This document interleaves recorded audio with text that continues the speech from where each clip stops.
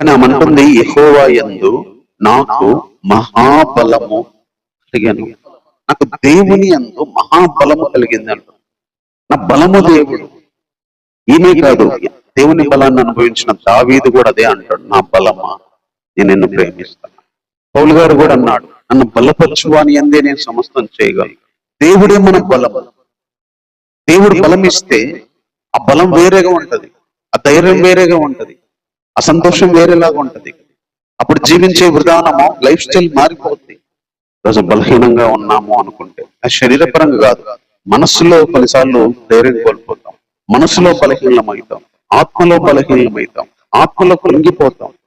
కానీ దేవుడు మహాబలాన్ని ఇచ్చేవాడు. పరిస్థితులకు మించింది అది, లోకంలో ఉన్న శక్తులకు మించింది అది. అలాంటి మహాబలము నాకు కలిగింది అని చెప్పి నా చెప్తుంటే భక్తులందరూ కూడా ఎంతో మంది ఇలాంటి మహాబలాన్ని అనుభవించారు.